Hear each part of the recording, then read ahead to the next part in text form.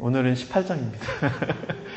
18장에서 예수님이 13장부터 17장까지 얘기해 주신 거, 십자가의 죽음의 의미, 그리고 너희에게 성령이 임하는 거, 내 안에 거한다라는 건 이런 것이다 라는 것을, 그러니까 정말 자기의 직속 제자들한테만 가르쳐 주셨던 의미를 얘기해 주신 것을 본격적으로 하시는 게 18장부터입니다. 그러니까 앞에 내용 모르겠다, 뭘 가르쳤는지 모르겠다, 괜찮아요. 제가 여러 번 말씀드리지만 13장부터 17장은 어렵습니다. 왜 어렵냐? 내용이 어려운 게 아니라 내가 하기가 싫어서 어려워요. 듣고 싶지 않아서.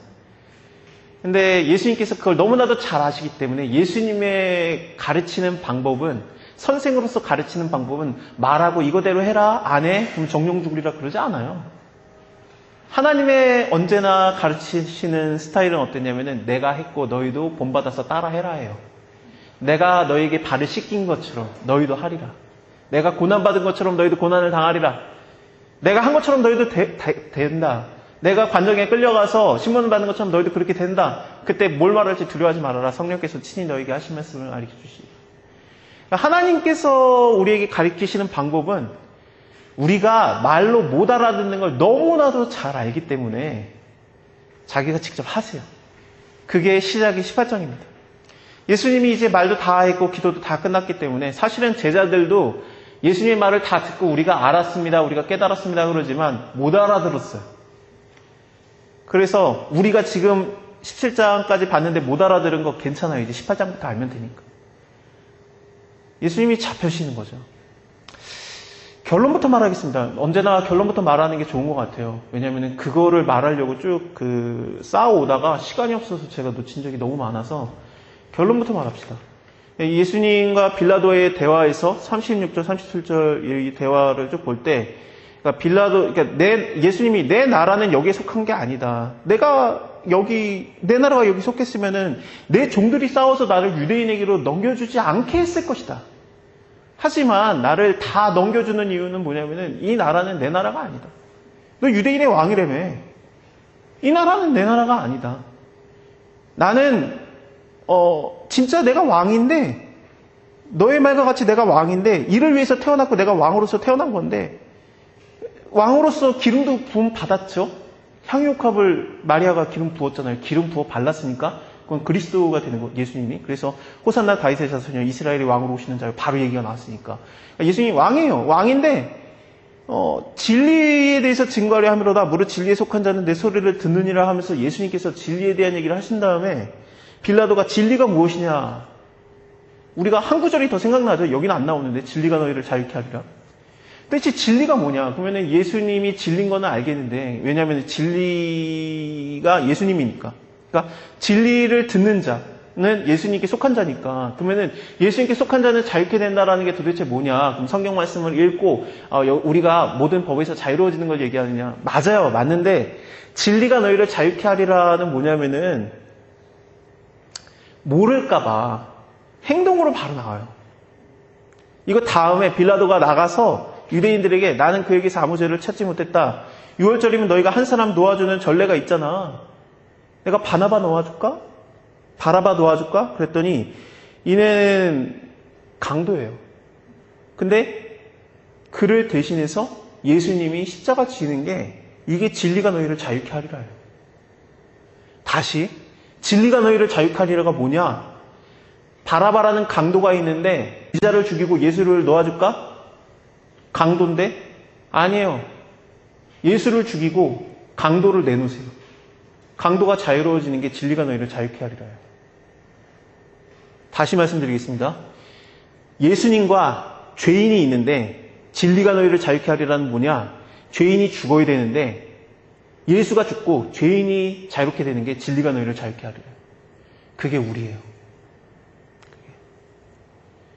진리가 너희를 자유케 하리라. 성경 말씀 잘 보고 진리를 깨달아라. 그러면 모든 율법에서 너네가 해방되고 뭔가 좀 자유로워질 걸? 그게 아니에요. 성경에 대한 지식이 올라가면 너네가 이해도가 올라가면 너네가 하나님을 믿는 지식이 올라가서 너네가 뭔가 마음의 자유를 느낄 걸? 이게 아닙니다. 네가 강도라고 할지라도 내가 널 위해서 죽겠다. 니는 풀려나리라가 진리가 너희를 자유케 하리라요. 이것을 이루시는 게 18장의 시작입니다. 우리를 자유케 하시려는, 강도보다도 못하고 죄인보다도 못한, 나는 그때 있었으면 안 그랬을걸. 나는 그때 예수님 시대에 있었으면 난 예수님 십자가에 안 못 박았을걸. 나는 예수님 시대에 있었으면 나는 안 그랬을걸. 다 그렇다라는 게 18장에서 줄줄이 나와요. 베드로 욕하고 떠나고 이게 다 나오는 게 그 자리에 있었던 자가 과연 한 명이라도 예수님 배반하지 않은 자가 있느냐라는 거예요. 성경에서 예수님을 배반하지 않은 자가 단 한 명도 없어요. 다 배반했어, 다. 너도 그 자리에 있었어도 너도 똑같이 예수님 배반했을 것이다. 하지만 네가 예수님을 배반하든 죄인이든 진리인 내가 너희를 자유케 하리라가 예수님의 절대적인 사랑과 절대적인 자유케 함이 이게 바로 18장의 시작입니다. 이걸 13장부터 17장까지 예수님이 제자들에게 말하시고 자기가 스스로 하시는 거예요. 예수님이 말씀을 다 하시고 동산에 있는 동산에서 이제 있다가 제자들과 함께 있는데 예수님을 잡으러 오는 자들이 있죠. 예수님의 친구였던 가룟유다, 제자였죠. 직속 제자였고 가룟유다.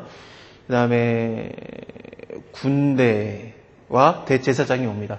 이거는 솔로몬에게 배반을 했던, 다윗의 아들이었던 솔로몬에게 배반을 했던 군대장관 요압이라든지 그때 당시에 제사장 그 아비아달이라든지 그리고 그런 자들을 떠올려요. 그래서 대제사장, 왕, 친구 다 다윗의 아들 솔로몬을 배반했었어요. 그래서 열왕기상 2장에서 솔로몬이 그 자들을 다 죽여버려요. 다윗의 아들 솔로몬을 배반하면 다 죽어요. 다윗의 자손이신 예수 그리스도를 배반하면 네가 살겠냐라는 거예요. 이게 18장에서 보여주는 거예요. 근데 예수님께서는 너가 구원받을 자라면 내가 너를 구원하겠다라고 합니다. 그게 진리가 너를 자유케 하리라. 가룟유다는 못됐네. 베드로랑 뭐가 달라요? 가룟유다도 배반했지만 베드로도 예수님의 눈 똑바로 쳐다보면서 3번 부인했어요. 근데 하나님의 뜻은 어떠냐? 베드로는 구원받고 가룟유다는 버려지는 거예요. 둘이 밭을 갈고 있음에 한 명은 데려감을 당하고 한 명은 버려짐을 당하리라. 입니다. 한 명은 자고 있으니까 버려진다가 아닙니다. 똑같이 있는데 하나님께서 구원하기로 작정된 자는 구원을 받고 그렇지 않은 자는 그냥 버려진다는 얘기예요. 버려지는 게 원래 정상입니다. 죄인이니까. 근데 진리이신 예수님이 우리를 자유케 했기 때문에, 그리고 이 군대가 와가지고 예수님을 잡으려고 했을 때 베드로는 몰랐죠. 처음에는. 그래가지고 막 말고의 귀도 자르고, 근데 예수님이 다시 붙여주고, 그런 거 아니야. 그러면서 붙여주고 그런 다음에 이제 다 도망가죠. 왜냐면 들은 게 있어요. 예수님한테 13장부터 17장까지. 나 이제 잡혀간다. 너네도 잡혀갈걸. 지금 못하지. 성령 임하면 너네도 할 수 있어. 내가 다 잡혀갈 거야. 그거를 쭉 들었기 때문에 이게 그때구나 그러면서 다 도망간 거예요. 예수 믿으면 좋다. 예수 믿으면 2장부터 11장까지 일어난다. 예수 믿으면 오병의 기적. 너가 10,000원 넣으면 5,000,000원 돼서 나온다. 그런 거. 그러니까 5,000배의 역사 일어난다. 네가 병 낫는다. 해줘요. 예수님이 해줘요. 왜 안 해줍니까? 해줬지, 다. 그러니까 성경 요한복음에 반이 있지. 그래가지고 좋다 그러면서 따라갔다가 예수님이 그래 이제 니네가 나의 나의 말을 들을 준비가 됐니 한 다음에 내가 죽는 거에 대한 얘기를 들려줄게. 그리고 너희도 성령이 임하면은 아들의 영을 받았기 때문에 나와 동일한 일을 하리라. 그러면서 너네도 고난 받아. 근데 네가 진 것 같지? 하지만 세상에선 졌지만 하나님의 시각에선 승리한 거다. 네가 버려진 것 같지? 하지만 하나님께서 너와 함께 하신다. 네가 괴롭지? 하지만 하나님께서 너에게 영광을 주실 것이다라는, 졌지만 이긴 거. 그 대제사장 군인들, 걔네가 이긴 것 같지? 하지만 내가 이긴 거다. 내 나라가 임한 거다. 라고 하시는, 그러니까 하나님의 시각에서의 그런 얘기들을 쭉 들려주셨는데, 실제로 그 일이 일어났을 때는 다 도망가는 겁니다. 예수 믿으면 좋다 얘들아. 근데 예수 믿으면 좋은 줄 알았더니 예수 믿어 봤더니 점점 뭔가 안 좋아져. 그러니까 예수님이 떠나는 거죠. 예수 믿으면 좋아요?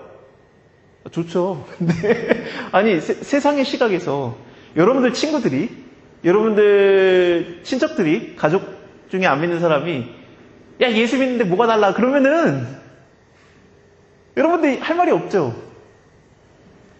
맞아요 그게. 예수 믿으면 좋습니까? 좋죠. 영광이죠. 하지만 도망가고 싶죠. 저는 참 재밌는 성경에 좀 맥락을 하나를 보고 있는데요. 하나님 말씀대로 순종하면은 형통이다, 좋다, 맞습니다. 하나님 말씀을 떠나면은 그게 죄고 악입니다. 그게 거짓말이고 그렇습니다. 그래서 선악과를 먹지 말라고 했는데 말씀에서 떠났기 때문에 그게 거짓말이에요. 그러니까 사단이 거짓말의 아버지가 되는 거거든요. 그러니까 거짓말을 안 했죠. 먹었더니 진짜로 죽었습니까? 1000년 살았잖아요. 그리고 먹었더니 진짜로 눈이 선과 악을 알게 되는 게 하나님처럼 된 것도 맞죠. 그럼 거짓말이 아니냐? 왜 그게 거짓말이냐?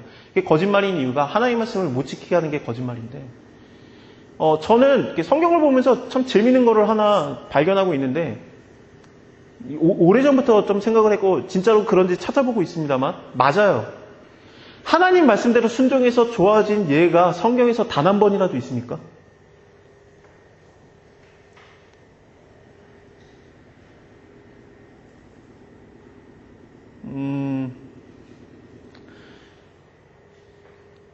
종교적 의미, 영적 의미 말고 세상의 시각에서 하나님의 나라에 속한 우리는 이렇게 의미가 보이겠지만 세상 사람들의 시각에서 말씀대로 순종했는데 좋아진 적이 있는가? 아브라함이 하나님 말씀을 쫓아서 갈대아우를 떠나서 내가 너에게 지시하는 땅을 가라 그랬더니 갔더니 어떻게 됐습니까? 가뭄이에요. 하나님 말씀대로 순종했더니.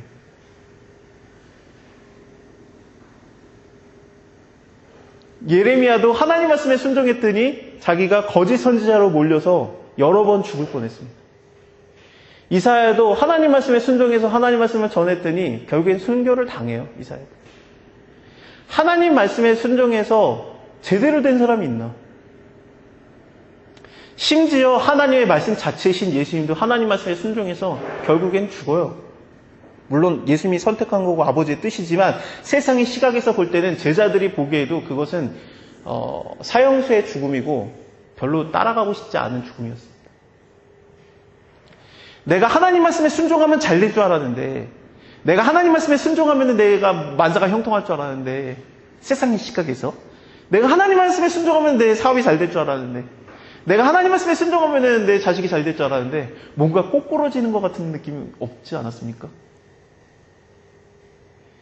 근데 그때 하나님 말씀하시는 게 뭐냐면은 네가 꼬꾸라지고 있는 것이 아니다 라는 거죠. 하나님의 시각에서.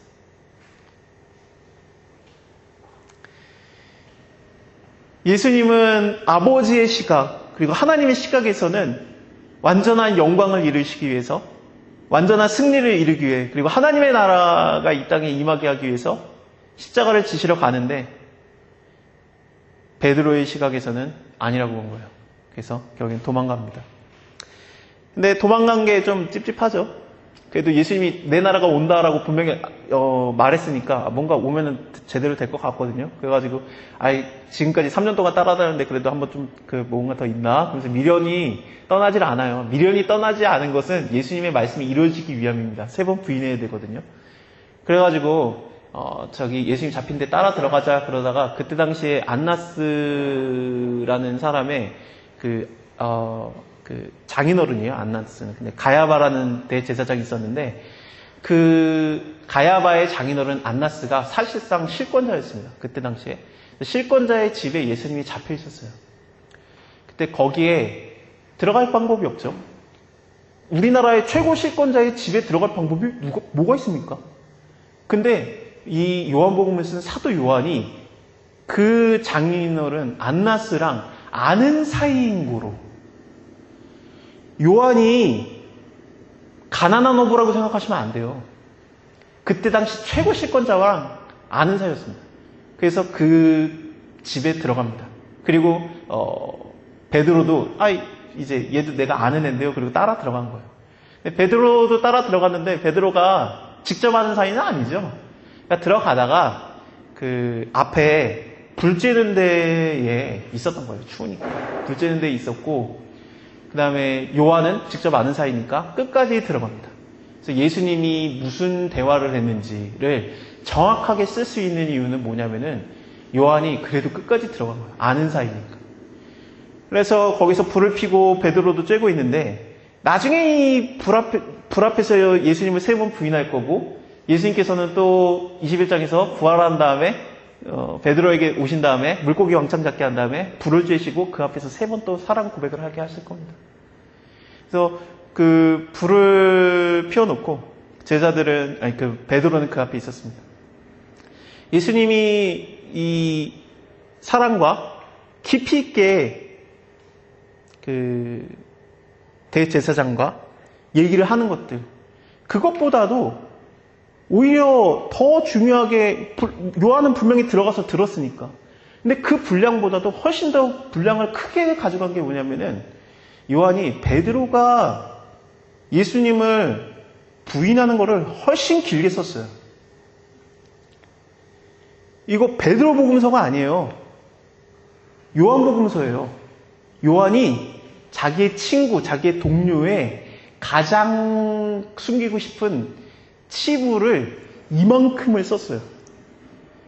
여러분들, 내 사랑하는 내 동료가 나의 가장 악했던, 나의 가장 못했던 거를 이만큼을 쓰고, 이게 하나님의 말씀이라서 세상 끝날까지 변하지도 않고 1.2획도 변하지도 않고 보관이 되고 온 세상 사람들에게 번역이 돼가지고 전파된다라면은 이게 얼마나 열받는 일입니까? 요한은 착한 사람이에요. 물론 못됐다라고 봐야 되나? 요한이 굉장히 착해요. 요한 1, 2, 3, 4를 보면 그게 느낌이 와요. 나의 사랑하는 가이오야 막 이런 식으로 얘기하면서 굉장히 사랑의 사도라는 이름을 가질 정도로, 물론 예수님 말할 때는 그 성격이 급하다고 우레의 자식이다, 번개의 자식이다 그랬지만 요한이 자기의 동료의 얘기를 치부를 이만큼 썼다라는 얘기가 뭡니까? 베드로한테는 미안하지만 우리한테 꼭 말하고 싶은 거예요.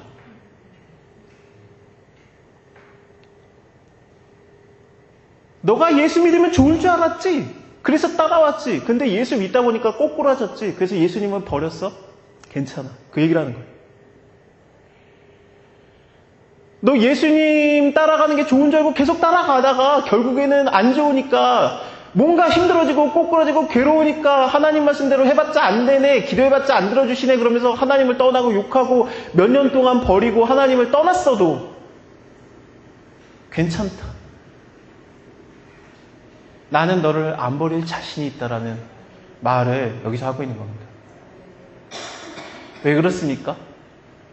예수님이 아버지의 마음을 가졌기 때문에 그래요. 하나님 아버지의 마음은 내게 주신 자를 내가 한 명도 잃지 아니하였나이다 라는 말씀을 이루기 위해서입니다. 그래서 예수님은 우리를 잃을 생각이 없어요. 잃어버린 양 비유를 생각해 봅시다. 잃어버린 양 비유에서 한 마리의 양 잃어버린 걸 찾아가는 그 목자를 얘기하는데 실족해 하는 자 얘기도 같이 생각을 해봐야 돼요. 너희가 이렇게 마태복음에서 너희가 실족해 하는 것을 안 할 수가 없으나, 그러니까 예수님이 하나님의 말씀을 듣는 자들에게 얘기했던 거니까 거기에 모인 자들이 전부 다 하나님 믿는 자예요. 그들에게 말하는 것 중에, 그러니까 너네 믿는 자들 중에서도 또 다른 믿는 자는 실족해 하는 일이 있을 수 있으나 그렇게 되면 연자맷돌을 목에다 메고 빠지는 게 낫다. 그래서 하나님께서 그거 정말 싫어하는 거다. 그 잃은 양을, 그 실족한 자를 네가 데려와라라고 하지 않았어요. 그 자를 하나님 아버지가 직접 데려온다라고 써 있습니다. 하나님 아버지가 그 실족해 한 자를 데려온다. 내가 실족된 자예요. 내가 잘 믿는 줄 알았는데 실족된 자예요. 내가 대제사장인지도 모르죠. 나 하나님 잘 믿는 줄 알았는데 예수 그리스도를 못 박는 일에 선동하고 있는지도 몰라요. 여기서 하나님 안 믿는 자 한 명도 없었어요. 다 6월절에 모인 자들입니다. 나는 하나님 잘 믿기 때문에 너는 그러면 안 되라고 하면서 그 사람을 실족시키는, 내가 실족하게 하는 자인지 내가 실족한 자인지 몰라요. 그러면서 내가 하나님을 끊임없이 배반하고 눈을 똑바로 쳐다보면서 배반하고 나는 이게 배반하는지도 몰라. 내가 하나님을 욕하고 그러는데 예수님께서 그런 나한테 죽을 찐이라 그러는 게 아니라 너가 나에 대해서 오해를 했구나. 내 마음을 부어주면 네가 알겠냐? 그래서 아들의 영이 성령을 보내주시고 내 마음이 깨달아지고 하나님 말씀이 알게 되고 하나님이 나를 고와 같이 버려두지 않고 나를 이끌어 가시는 겁니다. 이게 진리가 너희를 자유케 하라의 가장 핵심입니다. 여러분들 구원받는 게 무엇입니까? 내가 교회 열심히 해야 됩니다. 교회 열심히 다니고 헌금 많이 하고 이웃사랑 당연히 다 해야 됩니다. 내가 열심히 하면 구원받은 겁니까? 요한이 오해할까봐 이만큼을 친구 욕하면서 썼습니다. 네가 하나님 눈 똑바로 쳐다보면서 3번 욕해도 예수님은 널 버릴 생각이 없다. 네가 가룟 유다랑 똑같은 놈이어도 그러려니 하신다. 그리고 너를 사랑하시고 너를 위해서 십자가 지실 것이다. 왜냐? 너는 하나님의 나라의 백성이고 예수님은 왕이시니까. 솔로몬을 대적하면 다 죽었는데 왕의 왕이신 예수님을 대적하면 죽지를 않아. 그게 신약시대의 하나님의 나라입니다. 하나님의 나라는 어떠냐? 이 땅에 천국에 가겠지. 천국 가죠. 너에게 성령이 임해서 너희 자체가 천국이 된다라는 것이, 하나님의 나라가 된다라는 것이 예수님의 가르침입니다. 그래서 성령 충만해야 돼요. 성령으로 채워져야 돼요. 왜냐하면 내가 하나님으로 가득한 하나님의 나라가 돼야 되니까. 눈물, 콧물, 침 흘리는 게 성령 충만일 수도 있습니다만 아니에요. 쥐어 하는 거는 목이 쉰 거예요. 성령 충만이 아니에요. 성령 충만으로 우리가 채워져야 돼요. 내가 율법에서 다 깨지고, 내가 완전히 율법에서 다 깨지고, 내 몸이 이제는 더 이상 외식적인 거, 가식적인 거 다 깨지고, 그럼 뭐 해야 되냐? 이제 성령으로 우리가 가득 차게 되는 겁니다. 그 채워지는 거에 대해서는 우리가 21장부터 얘기를 할 겁니다.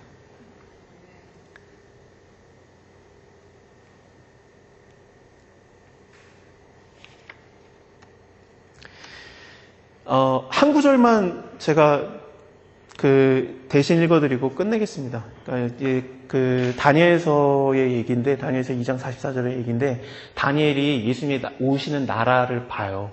예수님의 나라를, 미래를 보고, 그거에 대해서 쓴 게 있습니다. 다니엘서 2장에. 이 열왕의 때에 하늘의 하나님이 한 나라를 세우리니, 이것은 영원히 망하지도 아니할 것이요. 그 국권은 다른 백성에게 돌아가지도 아니할 것이요. 도리어 이 모든 나라를 쳐서 멸하고 영원히 설 것이니라. 이 모든 나라는 바벨론이었거든요. 다니엘이 있었던 곳이. 그래서 바벨론을 무너뜨리고 완전한 나라가 일어날 것이다라는 것을, 하나님이 그 나라를 세우실 거라는 걸 다니엘이 봐요. 그래서 세상의 나라, 바벨론이 무너지고 하나님의 나라가 세워지는데, 그 하나님의 나라가 뭐냐? 성령이 거하는 나라는 거예요. 내가 하나님의 나라예요. 그래서 하나님의 나라는 세상에 속하지 않은 거예요. 내가 하나님의 나라, 하나님이 거하시는 이 나라가 어떤 영향을 미치게 되는지는 앞으로 계속 봅시다. 물론 이게 무슨 나라냐, 왜 이렇게 힘이 없어, 나 스스로도 꼬꾸라지고 죽어가는데, 겨자심 안 해요.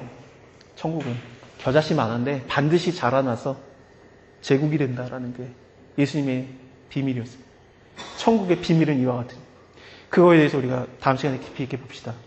하나님의 나라 된 여러분들, 하나님의 통치를 받으시고, 그리고 내가 하나님의 나라의 백성이 된 이유는 예수님의 온전한 왕권이었습니다.